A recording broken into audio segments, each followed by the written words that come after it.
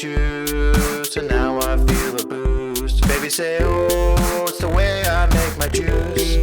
Pressing fruits and roots. This week I did it my way. Baby say, oh, now let's have some fun. There is nothing greater than Fridays at Goodnature. Woo! What's up, my juice lovers? Welcome to Goodnature Radio, the only weekly podcast for juicing professionals to come and learn how to start and grow the juice business successfully. Before I get started, I'd like to remind everyone, please subscribe to the podcast on YouTube or on Spotify or wherever you're listening or watching.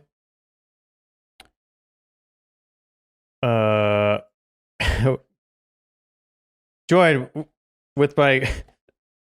No. Maybe we should do our own intros. This is live, Charlie. Do you need me to talk about myself? All right.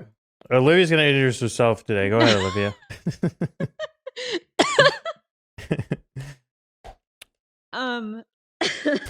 Introducing the world's greatest juice consultant, Ari Sexner. Oh. Thought she was going to do that about herself. I got embarrassed and then I choked. This is your host, Charlie Wetlaufer, joined by my esteemed co-host, Ari Sexner, the #1 juice business consultant in the world and author of Juicing Companion. Of course, Olivia Esquivel, the founder and owner of Southern Press Juicery, one of the top juice bars in the country, and the Wild Crafted Collection. And I will say, quickly has earned spot as #2 juice business consultant in the world. No, co-host, #2 co-host. So we have a great episode this week. Oh, hold on, let me do the rest of this intro. Podcast is brought to you by Goodnature, the world leader in commercial cold press juicers and juice business consulting. 100% family-owned business since it was founded in 1976 by my dad, Dale Wetlaufer, the inventor of the commercial cold press juicer. If you'd like to send us a comment or question by leaving us a voice message to play on the air, head over to goodnature.com/radio. That's also where you can request a free consultation with our juicing experts and download valuable resources. Also, we have a very active Goodnature Juicing Facebook group. It's a private group. You can go ahead and join. Just go to Facebook and search Goodnature Juicing, and you'll find it. We have a few thousand members there where we get a lot of the content ideas to talk about on the show. And I'm on there. Ari's on there. Olivia's on there. We're all very active on there. So if you want to come join the discussion, you can do that on the Facebook group. Okay, so we have a great show. This week, we're going to do kind of a deep dive into the different kinds of non-dairy milks. There's so many out there these days. We're going to kind of talk about each specific different type. Then we have a voicemail from Belgium. And that's about like which sort of holidays and special days we can promote in a juice bar. We'll talk a little bit about websites and e-commerce and a little bit about CBD and cannabis. All right, so let's get started. So there's all kinds of new trending, some are trending, some have been around a while, just non-dairy milks. Most popular probably being almond milk and oat milk. But in addition to that, there's soy milk, pumpkin seed milk, hemp seed milk, tiger nut milk, and other grains. Ari, I think you've had some experience with other grains as well. So maybe we can just kind of talk about the differences in them and how people are using them. Ari, how should we do this? Should we start talking about... Yeah, how should we do this? Because there's a lot of content here. I mean, there's a huge world of plant-based milks, and only very few are talked about, like everyone talks about almond milk, I don't know why, but it's just always out there. There's so many great options too, because in particular, almonds aren't the cheapest or most affordable product. They're pretty expensive in most cases. So there are tons of options like oats and grains that can give an amazing flavor, possibly even better than almonds, and available. So I don't know. I don't know. Maybe it's I don't think it's too much to do with nutrition factor. It's just one of those weird things, right? What is the process of making oat milk? Yeah. So plant-based milk in general, there's kind of two different processes. The most common one is what you would do with almond milk, where you soak the item for a particular amount of time, essentially to get it soft enough for processing to extract enough flavor from it. So that'll vary depending on the product you use. You blend it with some form of liquid, typically water, and then you press it. Using a cold press, pour it in and press it. The other option, which is not very common, is using something with a really high fat content and then be able to emulsify the liquid in through a blender.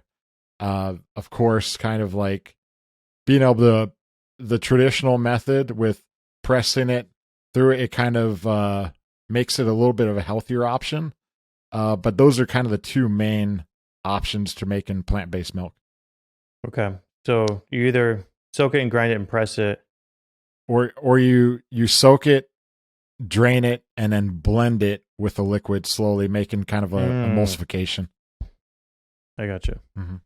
Okay, so at Southern Press Juicery, what we do, we make almond milk, and we have the big XL Vitamix blenders. And so what we do is we add 2 quarts of soaked almonds that we've soaked overnights. We fill up the water to like 168 ounces. We blend on low for 3 minutes, and then blend on high for 2 minutes. And then we pour it into the nut bag and repeat that 2 or 3 times. We turn on the X1, turn the handle on to press it, and then leave for 2 minutes. Then, impress it and then empty the bag and repeat. And, depending on whether or not it's a flavored milk, right? So at first we just we make all of the almond milk for the store, right? So half of it is going to the smoothie bar behind the bar to use for our smoothies, our lattes, our bowls. And then the other half, chef uses it for our SKUs inside of the grab and go case. And so we have our traditional, vanilla, cinnamony, dates, agave, vanilla cinnamon milk, right? That's called Luke 11. And then we have a chocolate version. And then we have a couple of we have like a coffee version, a matcha version, a golden turmeric version. But I think it's really, for us, almond milk makes sense because we use so many almonds in other places. And so, just looking at how we can save on cost, oddly, almonds have been really good for us because we use it in so many different places. And I think I talked about on one of the episodes that we were able to save $45,000 a year by going direct, by having our purveyor find a substitute for the almonds that we were sourcing with them. They went out and did the work and found a local almond farm in Georgia, which is close to us, partnered with them and getting the same amount of almonds, probably better for us because they're grown closer to us. And we're saving $45,000 a year. And so it almost cut our price in half. So now we're like looking for places to use almonds. But I was telling a client yesterday that was in the shop with me that, once you're making almond milk, like if or any kind of milk, whether it's an oat milk or whatever, once you're making a nut milk for your shop, I think that you should be using it behind the bar so you can get a better taste in your smoothies, better color in your smoothies and bowls. Cheaper, right? It's more cost efficient. And then 2, go ahead and just make a crap ton of it and then divide that up. And now you've got 2 or 3 different SKUs that you can offer because there's always going to be a vanilla or a chocolate person, right? And then you can kind of have fun with smaller batches. And you can play with some flavors without investing like, oh gosh, am I going to sell 21 bottles of a strawberry oat milk today?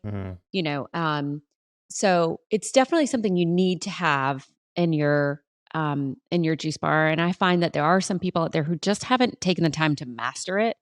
And there's some people that are just buying store-bought almond milk and pouring it in bottles. Yeah. And really, it's just you're doing a disservice to 1, to your business, and 2, to your guest. I mean, for me, my almond milk is one of my top most profitable juices and best-selling juices. So I think it's definitely something that every juice bar should have in their case, Yeah. whether it's an almond or, something else. I think that's a great point too that not a lot of people consider is have it across the board, incorporate in Yeah. your smoothies. It's the same concept kind of when we're talking about using a centrifugal juicer for like made to order and then cold press a bottle. You're sacrificing that quality, just to be able to have that option where if you have, I mean, it's extremely impressive to have a smoothie menu and be able to label house-made almond milk, Mhm. and I get why it's almond milk's on everyone's menu. It's because people are familiar with that, and a lot of times people Yeah. gravitate towards that. I'm just saying, like, expanding is there's so many amazing options out there for sure. Like even like oat milk, it's definitely been catching on, but oats are so cheap. They're affordable. I'm not just talking about just the basic like rolled oats. There's some amazing like steel cut, heritage oats, different kinds of grains you could use that have awesome flavor too. Yeah, and you can get them gluten-free too, and so that's, that's great for guests as well. I know we keep going back and forth, and I mean, it's one of those that we just haven't executed in oat milk, and I don't know why. I think it's just one of those things that falls through the cracks because we're just pumping out so much almond milk, but I know it's something that, our chef really wants to do because we buy a ton of oats. I mean, we get those huge 25 or 50-pound bags that I can barely move. Oh, for the bowls and Um stuff? Well, For yeah, the when we granola? use them in our granola, for Yeah. our granola, and we do a nice hot oatmeal, and he uses them in a lot of the desserts and Mm. sweet treats. Um, so we really need to be doing oat milk. I mean, I personally, if I'm going to the store, I don't like almond milk. I cannot stand store-bought almond milk. Yeah, it's But the nasty. almond milk that we make on our X1, holy cow, it is so white and creamy. I mean, it almost Mhm. looks like coconut milk. It is gorgeous. And it just tastes the taste is just it's such a good like base to build on because it doesn't taste to me as nutty as it for some reason as the store-bought ones. And so whatever we add to it from a flavor profile, it just really takes on all those different qualities, which is what I like. And it's definitely a conversation that I have to have with guests. Like when they're like, "Oh, I don't really like almond milk." And I'm like, "No, no, no, no. This is like a different Yeah. situation here. So I need to get, I'm sure in the juicing companion, is there a good oat milk recipe? No, not particularly because oat it's pretty tricky. Like out of all the Yeah. milks, that's kind of the trickiest one Yeah. Maybe that's because why we haven't done you it. over soak it, especially if you're doing large production. Because if you have like those rolled oats for like the granolas and stuff, which is most common, Yeah. if you over soak that by like 30 minutes, everything It'll, turns slimy.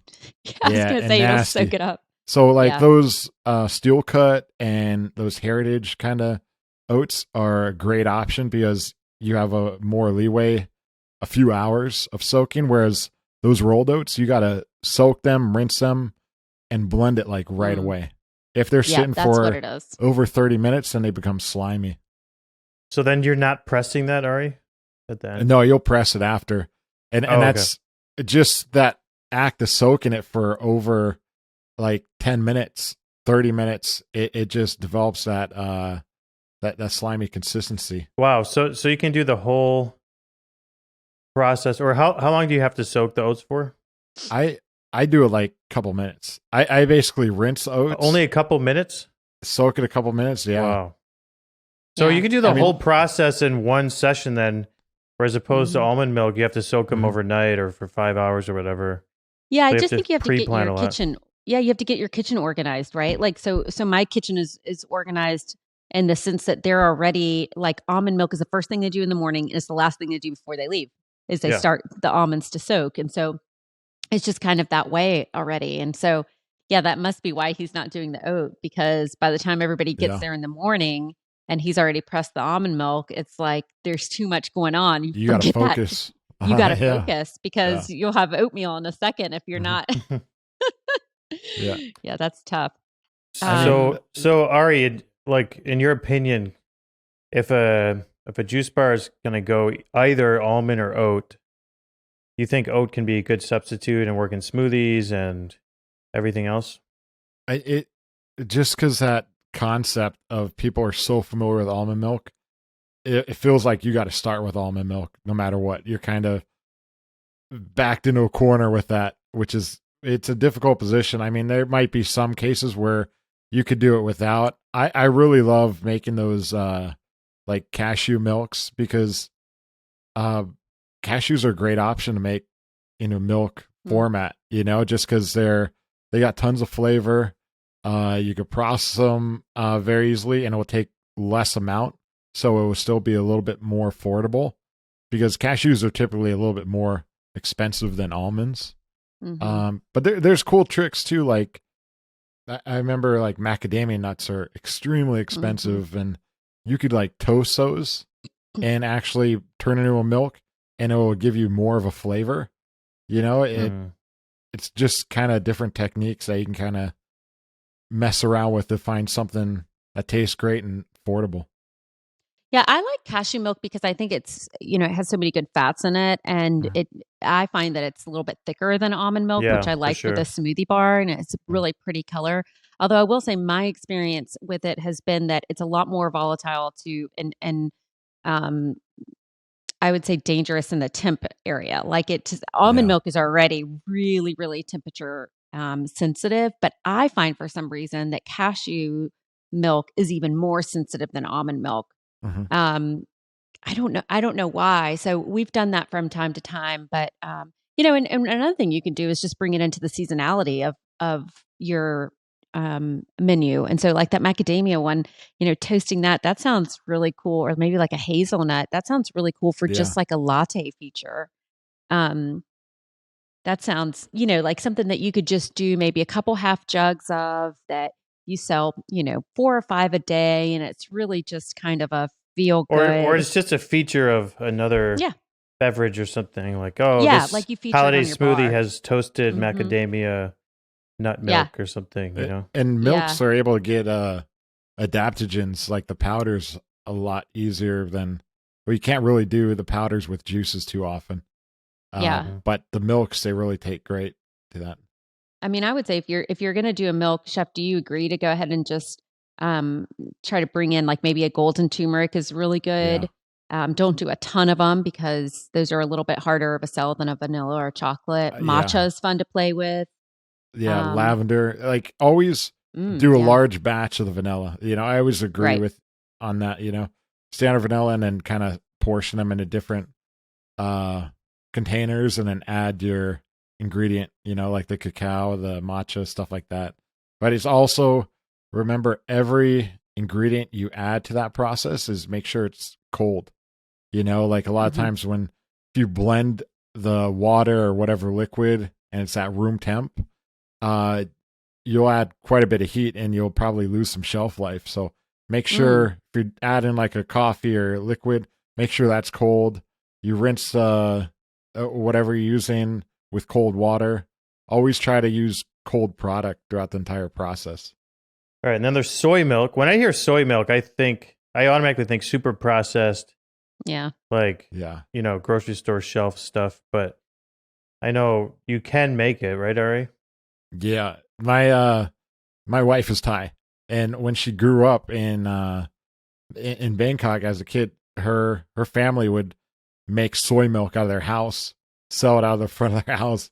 Wow. I remember it was awesome. My mother-in-law, she came over and we actually made it soy milk together, and it was amazing. It was awesome process. Like, she had all these crazy ingredients I wouldn't even expect. She had peanuts with the shell on, and she would burn it in a saute. So the process is kind of crazy. So they would take the soybeans, they would soak it, and they would split them.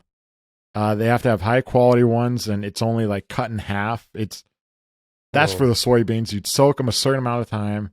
They would have peanuts with the shell. They would burn that, and then kind of do that shaking thing with a fan to discard the shells. Then they would process that the same way as like almond milk. They would soak the soybeans and the peanuts, then blend it and press it. then they would take that liquid and put it in a pot, and they would add, typically sometimes they'll add some sugar to it to sweeten it a little bit. They'll add pandan leaf, which is a great product if you haven't tried that before, in a lot of leaf? applications. She adds a turnip. This is her secret ingredient. So it's a half a turnip cut in half, put in there. It's surprising how much flavor that gives it. It sounds weird, but then you bring it to a boil, you scrape off all the scum on the top, and then you have your soy milk, and it's awesome. You serve it warm, tastes great. They have those all these different things they serve it. There's even restaurants that just do soy milk where it's hot, cold, serve it as soup, and it's an amazing product. Maybe too complicated for the average juice bar, but that's fascinating though. Yeah, that sounds really interesting. I took pictures and everything, writing everything down as she was doing it. It was cool. Yeah, well, now you just spilled her family secret recipe all over the podcast. I saw Charlie type it out. I might have kept a couple secret ingredients there. I don't know. Yeah, no, don't try to backtrack now. It's all on the air. Yeah, she probably intentionally didn't tell you one very important ingredient. Yeah. It's like, this American. All right, then there's pumpkin seed milk. Has anybody heard of pumpkin seed milk? Yeah, that's one that it's not one that I get a lot of requests for. I think there's a couple juice bars out there that make it. I think we had some pumpkin seeds on a holiday feature for the fall, but it's I actually priced this out yesterday, and way more expensive than almonds. Even at my old deal of almonds, it was more expensive. And, for me, I think probably I looked at the way that it comes in from a weight package standpoint, and it was just coming in too small of volume package, versus what would be probably suitable for us. I don't know, Chef, if you've played with it, but it just didn't seem like something I could do a large volume of, and it didn't make a lot of, price sense to me, at least from where I was sourcing it at. Yeah, different seeds are, they're so expensive for the most part. I would, if I was incorporating that stuff, I would do kind of like a combination of something that's flavorful, like go back to an almond milk and add some pumpkin seeds in the mix, or soak it in with that, just to be able to make that stretch and be available to sell to the public at a reasonable price. So I would incorporate those as flavoring agents at most. All right, what's this tiger nut milk all about? That's cool. Yeah, you just need, if you could find a source for tiger nuts, it's an amazing product. Extremely simple. It's easiest plant-based milk you could probably make. It's so they're actually a tuber, I believe.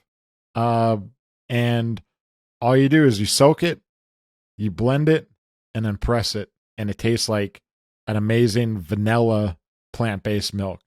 Like it naturally has a vanilla flavor in it. It's really crazy. It doesn't look good at all until you process it, and then it comes out like a really great plant-based vanilla milk. It's weird. So yeah, I guess tiger nuts do look kind of like nuts, but they're not nuts, right? So yeah, what is a tuber? Like a potato. So it's like a little mini hard potato. Mm-hmm. Interesting. You could just chew on them raw too. Oh, really? Yeah, it doesn't really. You'll be chewing for a while, but and it's better in milk form. Like chewing on sugar cane or something. Yeah. But there's Brazil nuts, like that's one that we've talked about. Brazil nuts are expensive, but again, I use them in different components in the store. So sometimes it's like, even if you have an expensive product, you want to find more ways to use it if you're already bringing it in for 2 or 3 different applications. Like the ones that I really hear requested are an almond milk, a hemp, and an oat. All right, so let's talk about hemp seed milk. Yeah, it's the same process as kind of like the almond milk, or that's what I do with it. I try to get the stuff in that's not shelled or ready to be consumed. I kind of soak that a little bit, blend it, press it. Same process. Got a kind of a different flavor as well. Yeah, it's great. I mean, no complaints there. As long as you can find it somewhat affordable. I don't think it's as expensive as like pumpkin seeds and different kinds of seeds. So it's right there as a great option for sure to kind of branch out. I do want to mention there's one brand of almond milk and oat milk you can buy in the store that's actually pretty good. It's called Malk, M-A-L-K. Mm-hmm. Yeah. I think they're from Austin here in Texas. So they're everywhere here, but you can also usually find it at Whole Foods. Pretty expensive. It's HPP, I believe, but there's no gums in it or additives or preservatives. Unless you buy the flavored one, then they have like salt and dates in there. But other than that, it's just pretty much pure nuts and water, and they use Goodnature machines for that as well. So, oh, cool. yeah, There's they're also another long-time Goodnature product customer. out of Miami called Joy, Joi, and Yep. I've been friends with those guys for a while, and I think they actually came out of. I feel like one of them came out of Hugel Fresh with Matthew Sherman. I don't know if I just made that up. He was Matthew's partner. Okay, that's what I thought it was. Hector, right? I think so.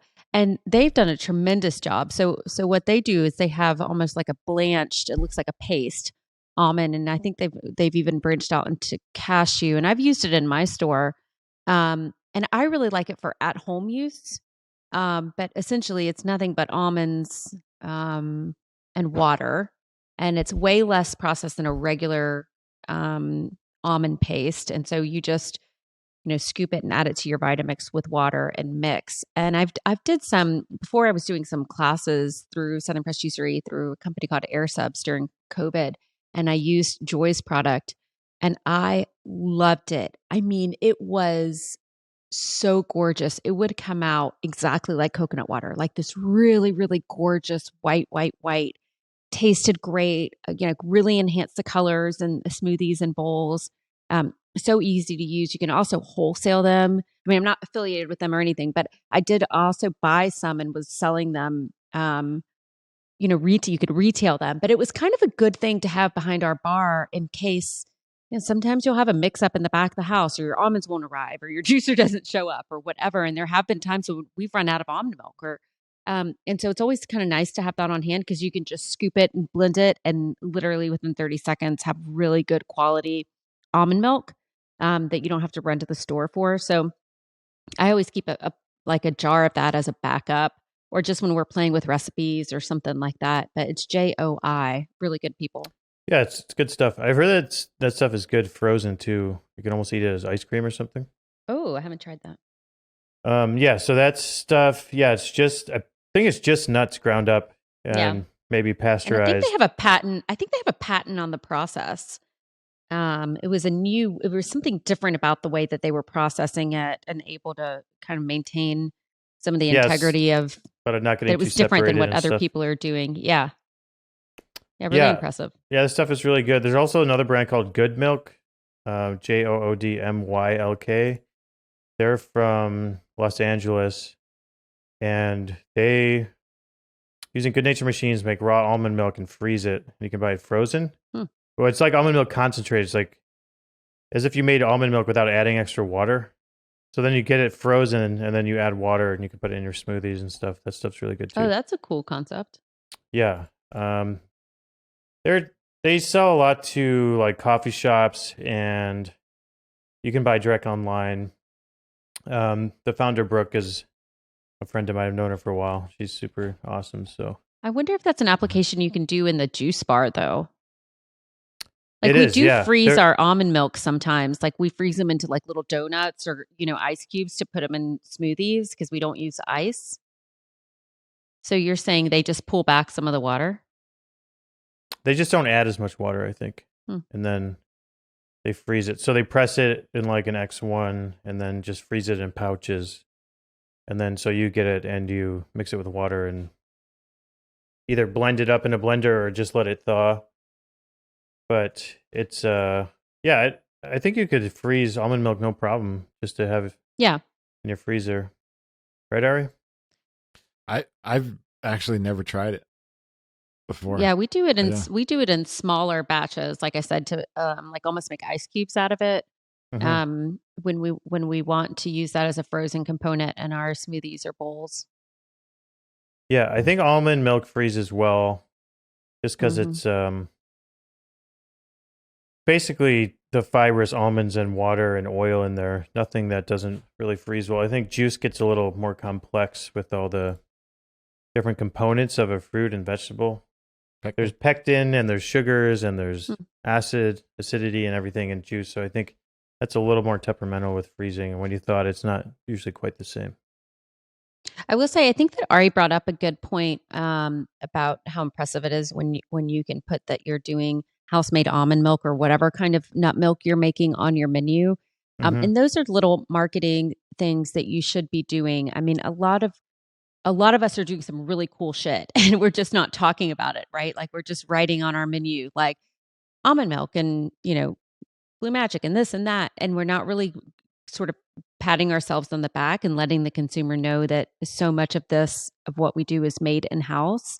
So that is one thing that I always advise. Like it almost feels silly, but like when you read the Southern Press Juicery menu and you can look at that online and you look at the made to order smoothies and bowls, you'll see like house-made almond milk, house-made almond milk, house-made almond milk, house-made. And it's like they're all house-made almond milk, but I'm going to say it every single time so that it's one, I think letting the consumer know that we really care about the product and we care about and we're proud of it. Two, I think it helps for those that may be price sensitive, really try to get a better understanding of why things are priced at the way that they are, that this isn't like a Smoothie King or a fast food joint where things are just taken off of a truck and, put in a blender. These are things that require a really dedicated staff and processes and that it's real food. So make sure that, like Chef said, that you're talking about all those cool things that you're doing.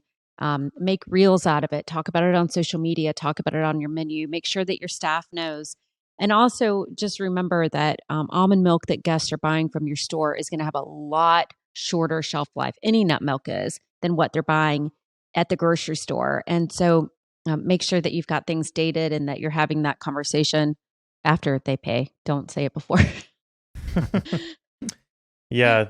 I know not everybody cares that the almond milk is made in-house, but the people that do care, it's huge.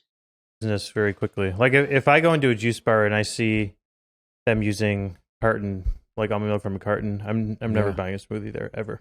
Yeah. I mean, it just tells you. Not most weird. people aren't like me, but the people that are, the people that are like me, it matters a lot. And then if I go to a juice bar and I know they're making house-made almond milk, a smoothie, they've got my business for life, pretty much, like right away, unless they're other weird stuff. But yeah, so at least put your boxed almond milks in a carafe, when you pour it in. That's important though, like the guest perspective. I think we talked about it last week. Oh, that's true. Yeah. What are they looking at? You're pulling out a crappy it's so weird. They bottle of reach fibrous under the milk. counter and pull out like one of those weird cartons and pour it in. Yeah, at least put it in glass bottles or something. All right, let's move on to our voicemail here today. Hi everyone, it's Perrine from Belgium again. I have a great question. I think it's a great question, yes. How do you organize your calendar of the year? And when do you promote your cleanses? How far in advance? For you, what are the important events in the Okay, I'm going to pause it first. So the first part of the question is, how far ahead do you start promoting your cleanses, like for a holiday or a special day of the year? I start usually 2 weeks ahead. You could start with some in-store signage, 3 to 4 weeks ahead, but not pushing it too much more than 2 weeks because it's almost just too far out for the consumer to make that commitment. But definitely start taking orders. Your order by dates and your cutoff dates are really important because that is going to obviously lead into what your production dates and what your pickup dates are. And one thing that I find a lot of people are making mistake on is they're not giving themselves enough production dates.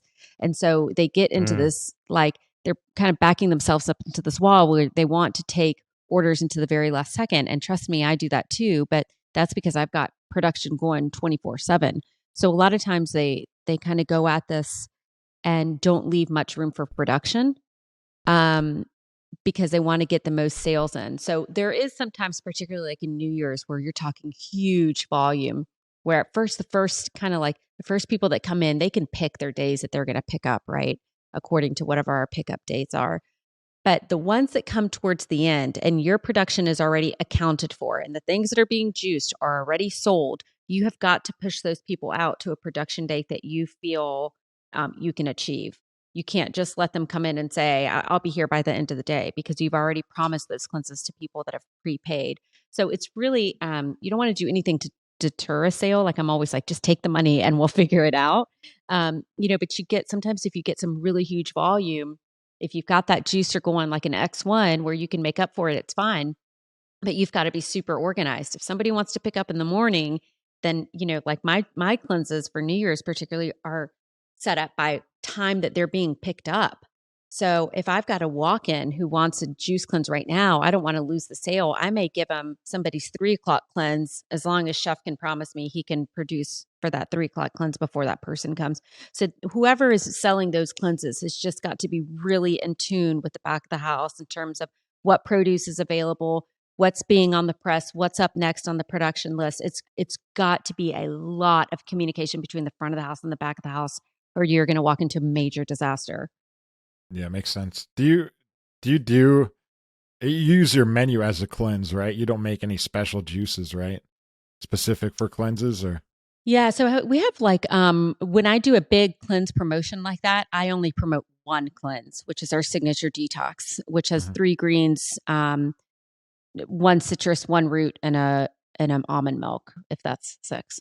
And I mean, that's a good tip right there. Is yeah, if you're doing a big cleanse promotion, just promote one cleanse. yes, yeah. You don't let them.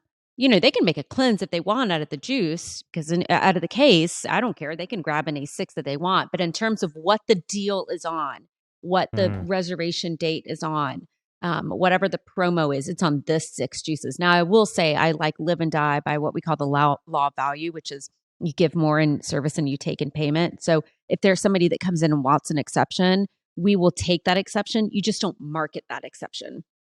But again, it's really important you have a really good cleanse form that is like held as the holy grail between you and the back of the house, and every single thing is written down. Like, hey, Chef, she's going to sub out the, Lord have mercy juice for a beet or something like that. So that they know, because a lot of the times, like if you're doing hundreds of cleanses, like for a New Year's, like you should be, then, he's not looking at that paper until he gets to it. So leaving notes for him as you close, hey, in the morning, you're going to have 35 cleanses picked up by, 10 a.m. Then it comes this, then it comes that. And really just so much work between the front of the house, helping them label, making sure everybody has cleanse instructions. I'll sell anything, right? So I'm not going to refuse a sale, but in terms of what I'm going to push from the marketing side, I will stick to those 6 juices. And of course, only possible because you have a Goodnature X1. Yes. Really push those cleanses. Yeah, I mean, absolutely. I mean, you can definitely support a daily juice bar with X1 Mini, but if you're going to be running big cleanse promotions, I definitely recommend everyone strongly consider getting a full-size X1, because when all of a sudden you have 50 cleanses to fill, there's not enough hours in the day if you don't have an X1. I mean, it just comes down to that. Yeah, and I have heard that's a feedback for businesses. They're like, yeah, the X1 Mini, a couple hundred bottles a day, no problem. Can keep up with my in-store juices, and occasionally somebody wants to buy juice cleanses, fine. But when you have a group of 5 people come in and say, hey, we all want to do a 3-day cleanse, right then it's like, oh man, we can't even make that much juice. It'll take us all day. So I think that's kind of the tipping point of when you need to step up and get the full-size X1. Yeah. All right, let me play the rest of the question here.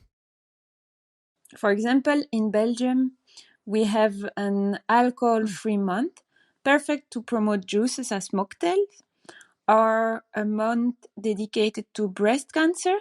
And we know that juices can help a lot of people with cancer. Halloween could be a time to promote orange or charcoal juice.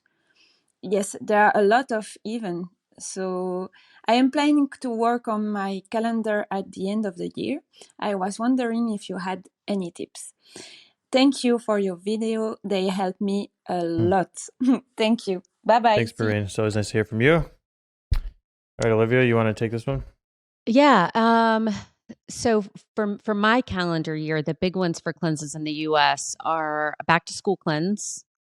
I'm going to try to go in order if I can. A back to school cleanse, like in, August. What comes next? Super Bowl and Thanksgiving cleanse. Then comes a New Year's cleanse. Then comes a spring break cleanse. Then comes, summer, like get ready for summer cleanse after spring break. Those are the big ones. It's interesting that you have a month off of alcohol in Belgium. That's really amazing. I would think that you could push, I don't know, because I've never had a month off of alcohol in a country, but I would think instead of pushing for mocktails, you would push more of a detox of, because for me, if I'm doing a mocktail, I'm doing one or two of those juices versus, hey, we're in it for a month. Let's just go for a straight detox, 3 days worth of cleansing. But I could be wrong on that because, again, I've never experienced that culturally. But kickstart your sober October or whatever. Right. Sober October, something like that. And, I love the breast cancer idea. We do things like that, less in a cleanse and more in a feature juice. Like we did a pink lady, something we called a pink lady, which was like a gala apple and I can't even remember, maybe a cherry or something like that. Really simple juice that we did for October. So less of a cleanse there, at least in my stores. But New Year's is huge. I mean, anything that you guys are experiencing culturally that is a that is a big indulgence. Like for us, it's Thanksgiving. I would say Halloween is actually not that huge for us. Those are the holidays, the fun holidays where we'll do more of a feature, like a blackout feature where we maybe have an activated charcoal and you shake it and the whole juice goes black. Something like that is kind of a little bit more fun. But for detoxes and cleanses and we're talking big volume sales, you're looking for times when people are indulging, like at Thanksgiving or Christmas or holidays, or they're getting ready to go on holiday for vacation and they're going to be wearing a bathing suit. Those are the ones where you sell the big bucks. Or like the New Year's resolution. Yeah, New Year's resolution. Yeah, for sure. I mean, that's the biggest one. And definitely a set time to be able to experiment with, not with so much the cleanses, but your seasonal juices. You should kind of work on those a season prior. I always like to have kind of a time for the kitchen or work with the front of the house with ideas, brainstorm ideas like three months in advance, kind of thinking about what you could do, kind of set reminders in your calendar for that, and just brainstorm ideas, experiment, and constantly try to improve on the prior year, the prior season. Yeah, I think looking at sales, I think those are sort of marketing meetings that you have as a team where you're involving your back of the house, your chef or whoever's in charge of your kitchen that can talk to you about what they're anticipating in terms of produce that's coming available that's going to have a really good price, like whether it's going to be watermelon or pumpkin or whatever. And then the whole team is really talking about what the plan is for the year. You better not spring on your chef that you're planning on doing, 100 cleanses on New Year's without talking to him more than a month in advance. He's got to make sure he's got enough bottles, enough labels, enough produce, enough team, enough hours, enough, all of those things. So that's really important. And then I think try to match that all the way around, right? Like, so for us, when we're talking about fall and chef is wanting to do a lot of pumpkin features because it's a really good price point, then, we have our signs ready before things are launching on the menu. We've got our team already trained on it. I don't want the first smoothie that comes in that has pumpkin in it to be the first time the girl makes a smoothie. Our retail is orange and it's matching. That's all part of the branding, but I think it's really important to include your back of the house in those calendar scheduling activities, because they're the one that are really going to lead the ship in terms of food cost, and that's the most important part of the conversation. I'd like to say, nice job, Perrine, like planning a calendar out in advance. Like this is only possible if you actually plan it out way ahead of time, right? You can't just be like 3 weeks before New Year's, be like, all right, guys, we got to plan out a New Year's cleanse, right? Oh, absolutely. I mean, I think I was telling you guys before we jumped on that I have a client, Amanda, People's Press, outside of Boston, and she did, I don't think she would mind me sharing. I mean, she did last year, she had 2 shops. She did 18 or 19 cleanses, holiday cleanses. That's including Thanksgiving and, Christmas holiday, New Year's, out of 2 shops total, which is not great. And then she signed on with the holiday cleanse package. We totally revamped her juices, totally redid the marketing. I mean, and she's a savvy girl. She's a graphic designer. So it was easy for her because, as we're sharing ideas, she could really put some really cool things together. But just in her Thanksgiving holiday cleanse promotion alone, she did over 48 cleanses out of 1 shop because she ended up closing one shop. So now she's down to 1. And so, that's she more than paid for her package. But more than anything, she learned sort of the execution of how to organize the back of the house versus the front of the house. That those cleanse forms became really important to her because they were just doing sticky notes, and there just was no organization with the back of the house. A lot of times you'll find that when people walk in for a New Year's, a woman will walk in and she'll order 6 days worth of cleanses. It's really important that chef in the back know, is that one person doing 6 days of cleansing, or is that her and her husband doing 3 days each? Because that's going to affect the shelf life. And so it's going to depend. Then you have to have the follow-up question of, when are you picking up the cleanse and when are you planning on juicing? Because they don't always know that the day that they pick up the cleanse, they can't, if they're picking up on Monday, they can't start the cleanse on Friday. Their juice will be out of date. And so these are conversations and parts of your operation that, one, you have to be, again, communicating to not just the back of the house, but to the guest as well. And so it's a really great way to bring in a lot of money, particularly before your year, rounds out. But man, if you're not careful, it can really kick you in the butt. All right, let's move on to some website stuff. We have a question on the Facebook group from Christina. Which website builder / e-commerce site do you think is most user-friendly for the consumer? A site that will allow us to set up subscriptions and the option to schedule pickup and delivery dates on the calendar. Ari, you want to take this one first?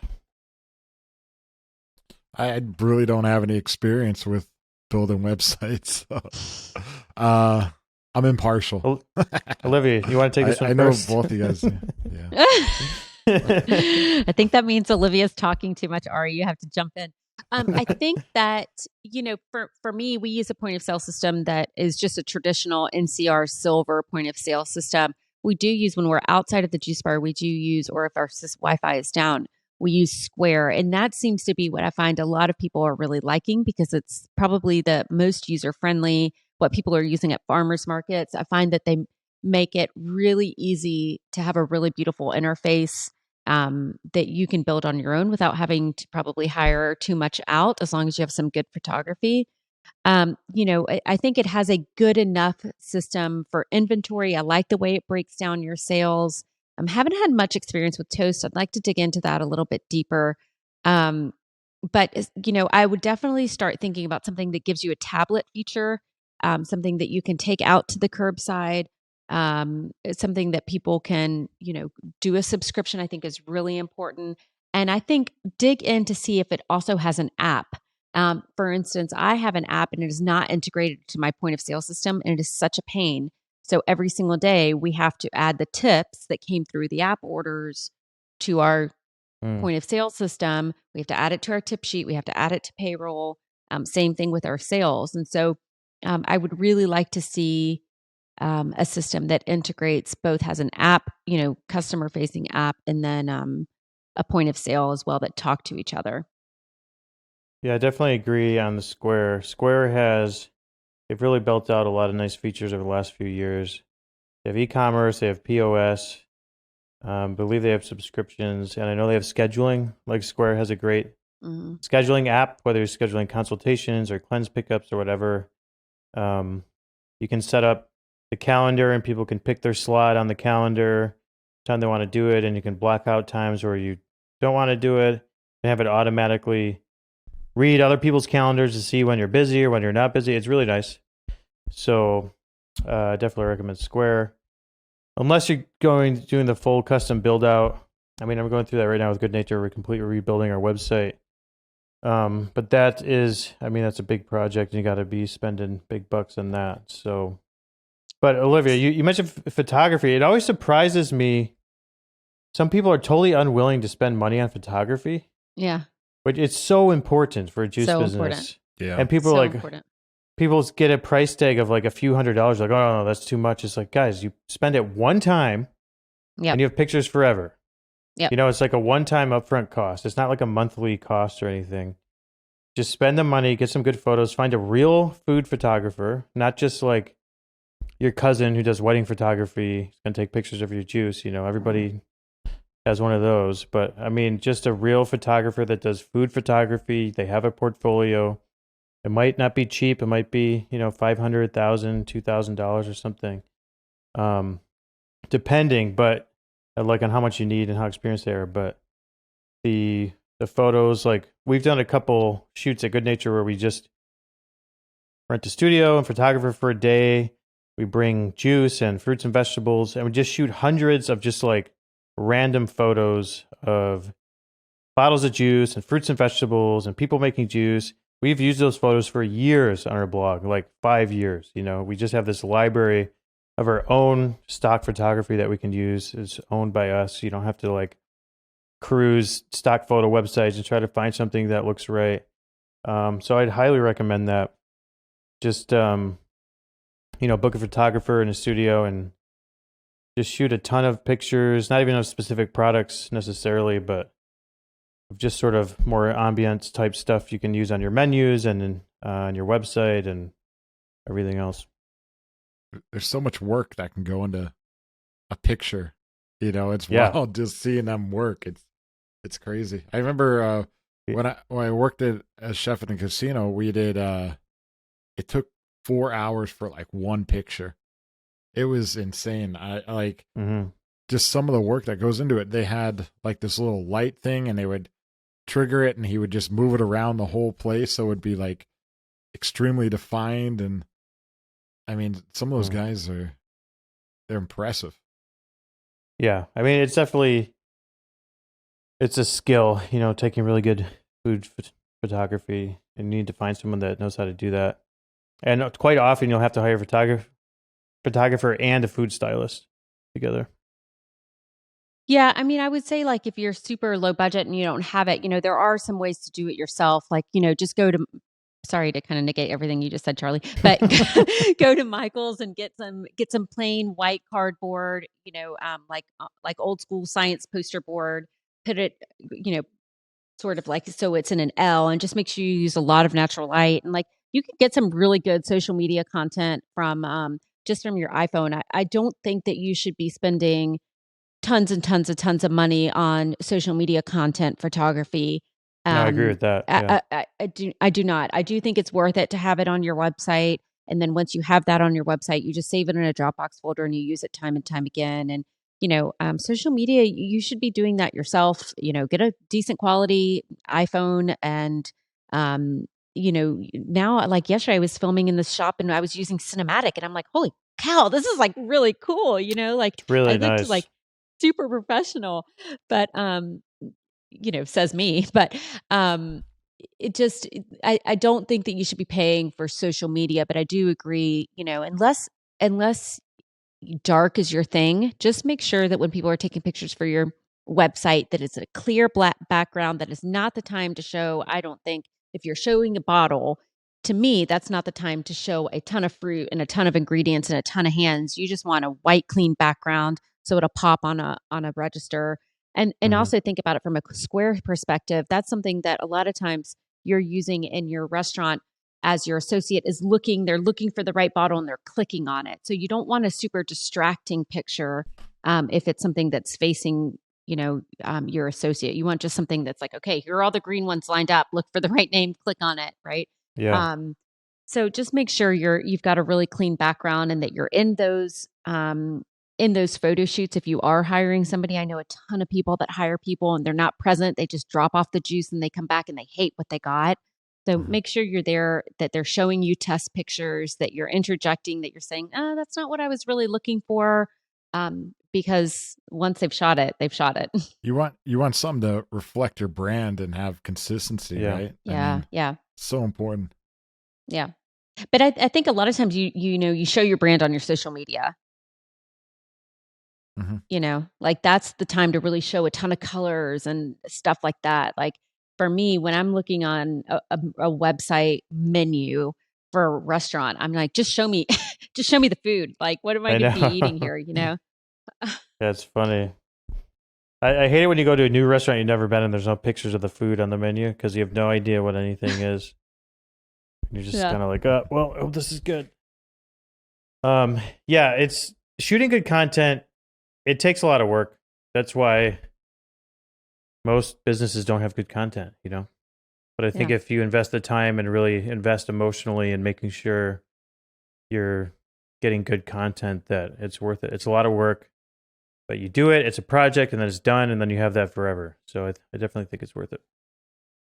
Yeah, for sure. All right, let's move on to CBD. Here's a question from Elise on the Goodnature Juicing Facebook group. My juice bar was contacted by a local medical cannabis dispensary,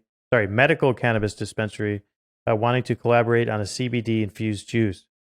They sell out of their CBD seltzers very quickly, so are wanting to possibly work with us. So, Ari, I guess I'm more interested in the legality of where things are at now versus the sort of recipe type stuff, because I think that's more important. Mm-hmm. Like, as far as where are we at with CBD and putting it in and food and juice and everything? I'm not aware anything has changed that you're able to put the CBD with THC in there. In terms of the CBD, I know you're familiar with that process, Charlie, right? With the CBD, it has to be, to be able to sell over the counter, it has to be below a certain percentage of the THC, correct? I'm not 100% on the legality of it, but. All right. So my understanding is that the government came out and said CBD is legal, right? But then the FDA never did their part and regulated it. Correct. Meaning, Correct. This is how you're allowed to use it. So it's still unregulated. Or this is the dosage. Right. Yeah, and this is how you're allowed to talk about it. This is how you're allowed to market on the label. So I remember when CBD was first made federally legal, a bunch of brands rushed out and made these CBD juices, and then like a year later started tearing them all off the shelves because they were getting letters and stuff. And I agree, as far as I've known, no, it still hasn't changed. FDA still hasn't actually regulated it, meaning you can't actually, it's not recognized as an ingredient that you can add to food now legally. So right. So I know like that happened to us as well. And I honestly don't remember if this was just particular to South Carolina, but it sounds familiar to what you're saying. So there was, when they allowed people to start, consuming or using CBD, we went out and bought Charlotte's Web CBD and we started using it in our smoothies and juice. And it was, as you can imagine, like flying off the shelf. But there was, it became very hard to manage just internally because they were like, Olivia, how much do we put in? And I was like buying CBD all the time. I'm like, geez, this stuff is expensive, like super expensive, like $45 for a dropper. And so I'm like, geez, just put like half a drop in because it was like, I was buying CBD like every 2 days. And so actually we did get contacted, I think by the Department of Health, our local Department of Health person. And they said, look, this is kind of like a thing. The FDA has not told us or given any regulations on dosing. So you're actually legally not allowed to be putting this on any food and beverage because they haven't said this is, if it's this strand and this THC or whatever, full spectrum, not full spectrum, this is the dosage. And so they made us pull it all off the shelf, which really sucked for my sales. But I didn't want to didn't want to get into any trouble.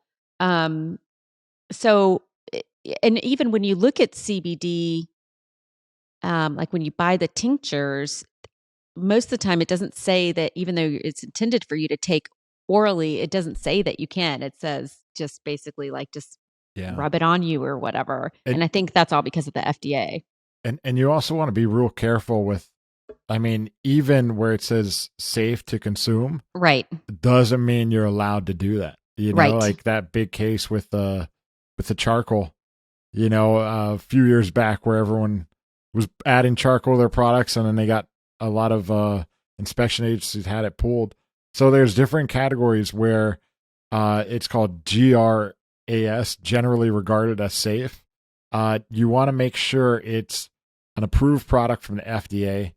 The health department or the inspection agency that does your inspections, they might approve it initially, but if it's not on that list, it could be pulled, and you have to pull all your product at any time, essentially, once they find out about it. That's crazy. Mm-hmm. Yeah, so basically CBD is still not officially regulated to be added to food or beverage, so probably as a juice bar, stay away from that. I wouldn't see any problem with just applying juice to the dispensary and letting them add CBD to it if they wanted to, right? Yeah, for sure. I mean, if you're able to supply that place with your juice without it, that's probably the best route for sure. Cool. Well, thank you guys for another great episode of Goodnature Radio. I'll be traveling tomorrow, but I'll be back before next week's episode. So, see y'all next week. See you next week. See ya. Bye, guys. I did it my way. I made lots of juice, and now I feel a boost. Baby say, oh, it's the way I make my juice. Pressing fruits and roots. This week I did it my way. Baby say, oh, now let's have some fun. There is nothing greater than Fridays at Goodnature.